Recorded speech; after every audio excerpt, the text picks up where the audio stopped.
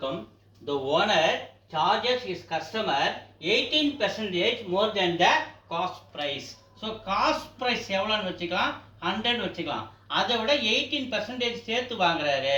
அப்படி சேர்த்து வாங்கும்போது இஃப் எ கஸ்டமர் பெய்ட் எவ்வளோ கொடுக்குறாரு, 10,207 ரூபாய் கொடுக்குறாரு. Find the original cost. அப்போ லாபம் இல்லாத ஒரிஜினல் காஸ்ட் எவ்வளோன்னு கேட்குறாங்க. 100 + 18 118க்கு ஒரு கஸ்டமர் எவ்வளோ கொடுக்குறாரு, 10,207 கொடுக்குறாரு. அவங்க என்ன கேட்குறாங்க, ஒரிஜினல் காஸ்ட்டு. ஒரிஜினல் காஸ்ட் 100 எவ்வளோ அப்படின்னு நம்ம கேட்குறாங்க.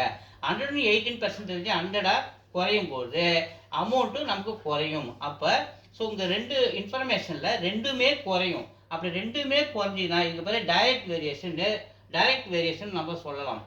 குறையிறதுனால குறி இப்படி போடுறேன், புரியுதுங்களா, கீழ் நோக்கி போடுறேன். ஸோ டைரக்ட் வேரியேஷன் சொல்லும்போது இது தலைகீழ போட்டணும், 100 மேலே போட்டுக்கணும். 118 மல்டிப்ளை இது 10,207.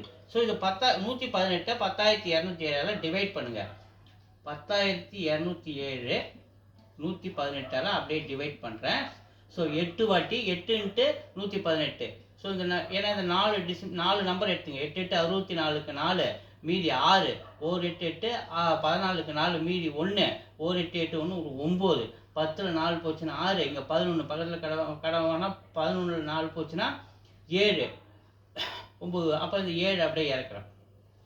10ல் 4 போச்சுன்னா 6, ஸோ 11ல் 4 போச்சுன்னா 7, இந்த 7 இறக்குறேன். அடுத்து 6 டைம் போடுறேன். 6 8 48க்கு 8 மீதி 4, ஒரு 6 ஒரு 4, 10க்கு 0 மீதி 1, 7 708. 7ல் போகாது, அதனால் பக்கத்தில் கடவுனா 17, 17ல் 8 போச்சுன்னா 9. இதை பக்கத்தில் கடவுனா 5 வரும், 5 இறக்குறேன். ஸோ புள்ளி வச்சுட்டு 0 சேர்க்குறேன்.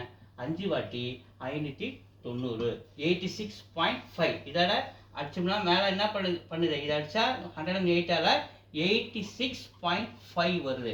ஸோ 100ஆல் இதை நம்ம மல்டிப்ளை பண்ணும்போது 86.5 என்னும்போது ஒரு 0க்கு ஒரு டெசிமல் போயிட்டுன்னு வச்சுக்க, ஒரு 0 அது கூட சேரும்.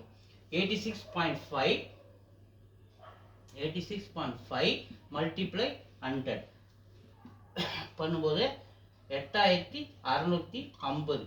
ஒரு புள்ளி போயிடும், ஒரு 0 சேரும். 8,650 இதனுடைய ஒரிஜினல் காஸ்ட். என்னது ஒரிஜினல் காஸ்ட் எவ்வளோ, 8,650.